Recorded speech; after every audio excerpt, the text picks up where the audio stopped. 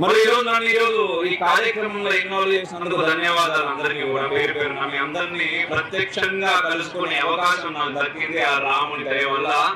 మా హనుమయ్య మీతో పాటు నన్ను ఈరోజు కలిపిండు. అయితే సమయం కొంచెం తక్కువనే ఉన్నది, ఎందుకంటే కొంచెం లేట్ అయింది. ఆ తక్కువ సమయంలో నాకు ఇచ్చే టైంలో నేను ముగించే ప్రయత్నం చేస్తా. ఎందుకంటే మనం ఖచ్చితంగా కొన్ని విషయాలు మాట్లాడుకోవాలన్నా.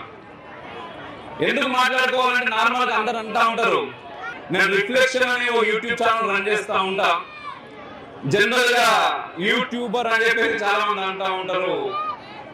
యూట్యూబర్ కంటే కొంచెం ఎక్కువ పని చేస్తూ ఉంటాం మనం ఏదో మనం అమ్ముకునే పికెట్స్ కోసము లేకపోతే ఏం చేయాలి బెట్టింగ్ యాప్ల కోసము పనిచేసే మనుషులం కాదు, మన దేశం కోసం ధర్మం కోసం పనిచేసే మనుషులం. అయితే మరి ఎందుకయ్యా మీ దేశం కోసం ధర్మం కోసం పనిచేస్తా ఉన్నారు, ఏమైంది మీ ధర్మానికి ఈ దేశంలో అని మాట్లాడే వాళ్ళు చాలా మంది ఉంటారు. చిన్న 2 ఎగ్జాంపుల్స్ చెప్తాను, ఏమైంది నా దేశంలో నా ధర్మానికి అని. అలా మీ అందరికి గుర్తే ఉంటది 1947 తెలుసు. ఏమొచ్చిందన్నా మనకు, ఏమొచ్చిందన్నా నిజంగానే వచ్చిన అదే.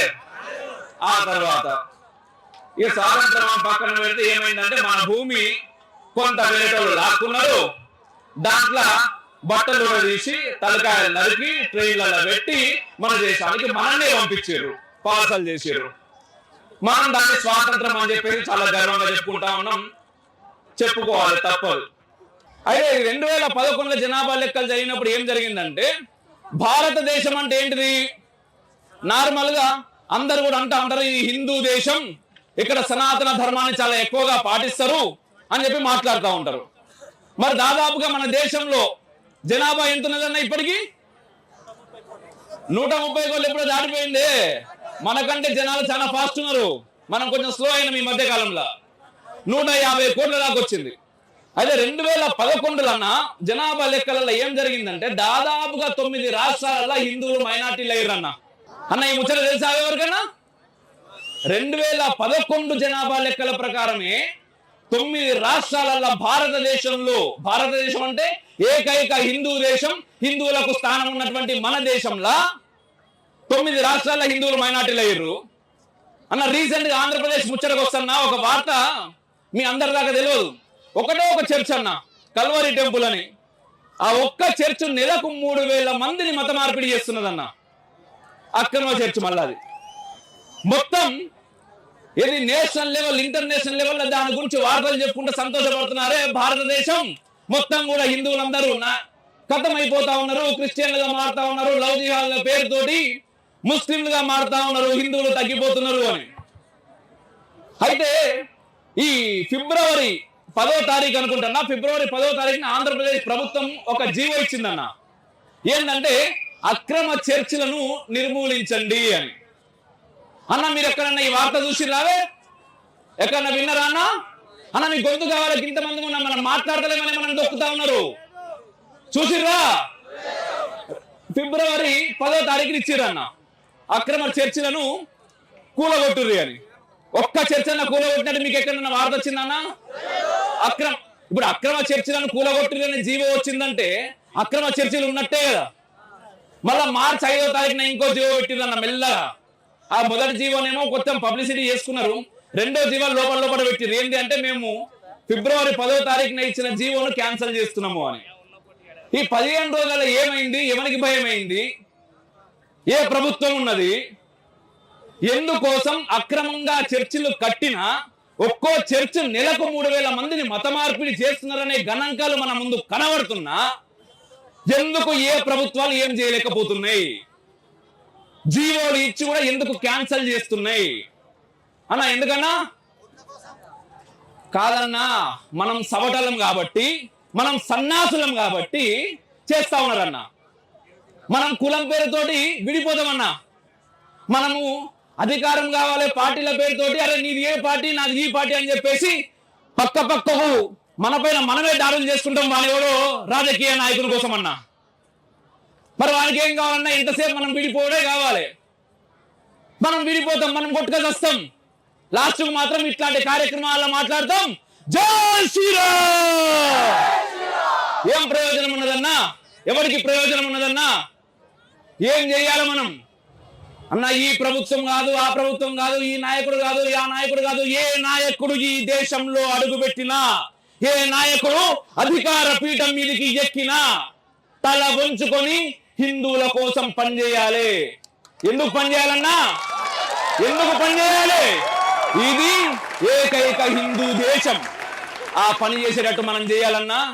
అన్న నాకు ఈ ఊరు పేరు వింటా ఉంటే ఇంతకుముందు తమ్ముడు అక్కడ కారు లాగా అన్న ఇంతకుముందు వేరే పేరు మార్చిర్రే అన్నాడు. ఏం పేరు తమ్ముడు అంటే ఏం పేరన్నా?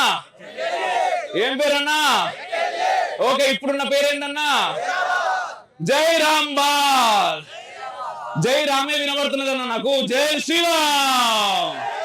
నాకు మీరు ఎన్నిసార్లు అన్నా కూడా నాకు జై రామ్ జై రామ్ జై రామే వినిపిస్తా ఉన్నది, ఇంకేం వినబడతలేదా అన్న? ఈరోజు అక్కడ శ్రీరామచంద్ర ప్రభు ఉన్నాడన్నా, అటు పక్కకు మన హనుమయ్య ఉన్నాడన్నా. ఇద్దరు కూడా నాకు బాగా నచ్చింది ఏంటన్నా, అక్కడ శ్రీరామచంద్రుడు గాని అక్కడ హనుమయ్య గాని క్షాత్ర రూపంలో ఉన్నాడన్నా. చేతుల బాణం పట్టుకొని ఇంకో పక్కన విల్లు పట్టుకొని రొమ్ము విడిచి దా అనేటట్టున్నాడన్నా. మనకు మన క్షాత్రాన్ని దూరం చేసిరన్నా. ఎంతసేపు మనకేం తెలుస్తుందన్నా? మనకేం తెలుసన్నా శ్రీరామచంద్రుడు అంటే?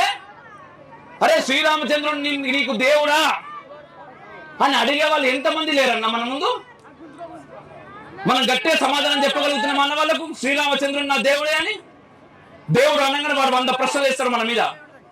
అరే నీ రాముడు దేవుడైతే సీతమ్మని అడవులకు ఎందుకు పంపించిండ్రా? నీ రాముడు దేవుడైతే అదెందుకు చేసిండ్రా, ఇదెందుకు చేసిండ్రా అని 100 ప్రశ్నలు అడుగుతాడు.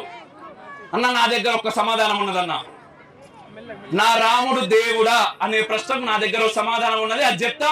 నెక్స్ట్ మీరు అదే సమాధానం ఎవడన్నా నీ ముందుకు వచ్చి రాముడు దేవుడా అని అడిగితే చెప్తా అంటే చెప్తారా? బరాబర్ చెప్తారా అన్న? ఎవరన్నా వచ్చి నీ రాముడు నీ దేవుడా అంటే మీరు ఒకటే అడుగురన్నా, ఒకటే సమాధానం చెప్పుర్రి.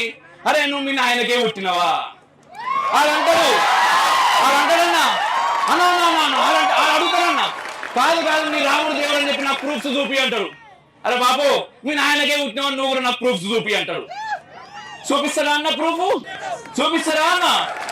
మరి ఏడికి వెళ్ళన్నా నా రాముడు నాకు దేవుడు, నా సీతమ్మ నాకు తల్లి అయినా కూడా పిచ్చనా కొడుకులమై మనం 500 సంవత్సరాలు రామ జన్మభూమిలో రాముణ్ణి ప్రతిష్ఠించుకోవడానికి ఎదురు చూసినామన్నా. ఎదురు చూసినాం. ఎవరినన్నా ఏమన్నా అన్నమా, ఏమన్నా చేసినామా?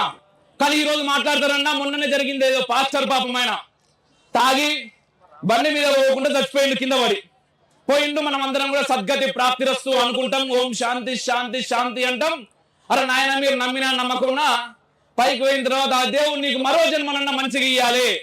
పాపాలు చేసి పాపాలు పోగొట్టుకోవడానికి మళ్ళీ దానిలో పుట్టకుండా మా దానిలోకి రా. ఎందుకంటే మీరు అందరూ కూడా ఒకప్పుడు మా వాళ్ళే. ఏమున్నది 1500 సంవత్సరాలు 2000 సంవత్సరాల క్రితం పాపం వేరేటోళ్ళు వచ్చి దేశం మీదకి మారుర్రి లేకపోతే మిమ్మల్ని చంపుతామనేసరికి మా అమ్మ నాయన మా తాత ముత్తాతలు వీళ్ళందరూ కొంచెం క్షాత్ర ధర్మం బాగుండేసరికి ఏం చేస్తావా జై, నేను మారా, నేను హిందూగానే పుడతా, హిందూగానే చస్తా, నా తర్వాత తరాలకి హిందుత్వాన్ని అందిస్తా అని మన పెద్దోళ్ళు అన్నారు. కాబట్టి మనం హిందువులుగా పుట్టినాం. వాళ్ళ పెద్దోళ్ళు కొంచెం భయపడరు అన్న. భయపడేసరికి పాపం మతాలు మారారు. మనం ఎప్పుడు కూడా తప్పనద్దు. ఎందుకంటే భయపడ్డాలని మనం ఎప్పుడు కూడా ఏం చేయాలి? ఆదరించాలి. మన వాళ్ళు ఏంటంటే క్షాత్ర ధర్మం విపరీతంగా ఉన్నది. అరే నువ్వేం చేసినా సరే నేను బొట్టు పెట్టుకుంటా, నువ్వేం చేసినా సరే నేను హిందూగానే బ్రతుకుతా అన్నారు. వాళ్ళు రక్తాన్ని దారవస్తున్నారు. ఒక్క ఛత్రపతి శివాజీ మహారాజ్ కాదే, మనకి నా కొడుకులు అందరూ ఏంటంటే చరిత్రను దూరం చేశారు. ఈ రోజు ఇంతమంది 1000 మంది మీరు ఉన్నామంటే ప్రతి ఇంటికి సంబంధించి ఛత్రపతి శివాజీ మహారాజ్ ఉండే, మన తాతలు ముత్తాతలు. అందుకోసమే వాళ్ళు రక్తాన్ని దారబోస్తే ఆ రక్తం మనం నుదుటి మీద పెట్టుకుంటున్నాం. గర్వంగా పెట్టుకోవాలి కూడా, పెట్టుకోవాలి.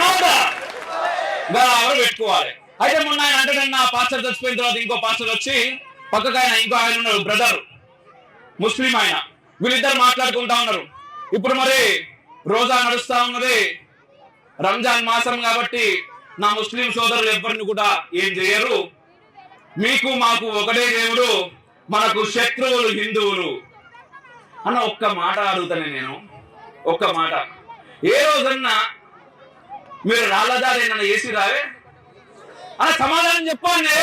చేసిరా? ఏడనన్నా చేసిర్రా?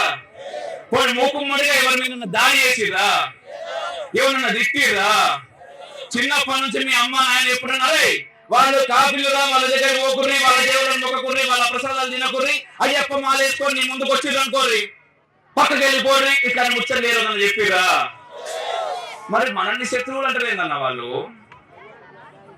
అంటే ఇవన్నీ చేయన్నా, ఇవన్నీ చేస్తే మన మిత్రులం అవుతామా? మైనార్టీ సంతుష్టీకరణ చేయడానికి ప్రభుత్వాలు ఎన్ని నాటకాలు చేయన్నో అన్ని నాటకాలు ఆడుతూ ఉంటాయి. దానిలో మనం బలైతా ఉంటాం ప్రతిసారి. ఒకటి కాదు, 2 సార్లు అట్లా అయితేనే ఉన్నాం. ఈరోజు మన తిరుమల తిరుపతి దేవస్థానం ఉన్నది, ఇటు పక్కకు శ్రీశైలం ఉన్నది, రెండే. ఇంకా చాలా టెంపుల్స్ ఉన్నాయి. ఈ రెండింటి గురించి ఒకసారి మాట్లాడుకుందాం అన్న. శ్రీశైలం పోయి వచ్చిన వాళ్ళు ఎంతమంది ఉన్నారు? కింద గణపతి దేవాలయం ఉంటుంది, మొక్కినారే.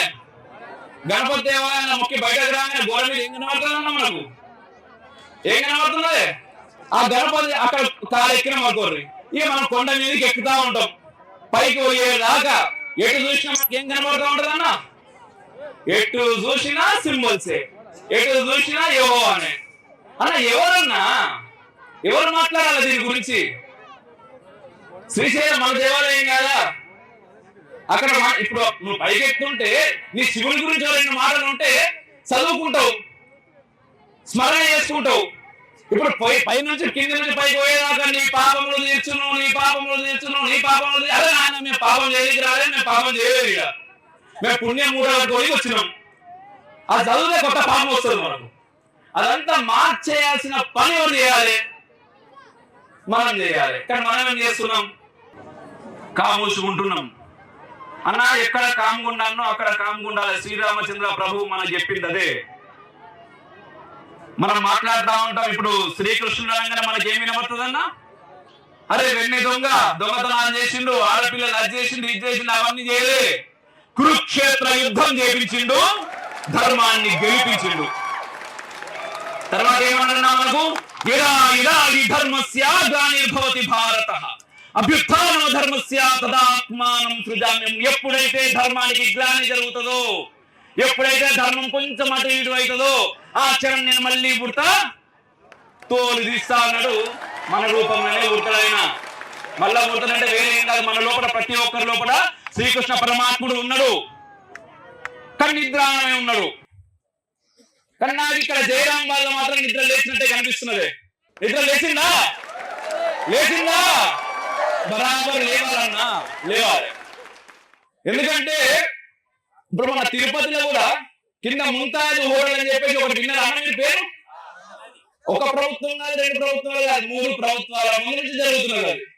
మన స్వామీజీలు, పీఠాధిపతులు అందరూ కలిసి ఎంతో ప్రయత్నం చేస్తే చివరికి దాన్ని ఆపినము అని చెప్పి ఒక లెటర్ ఇచ్చారు.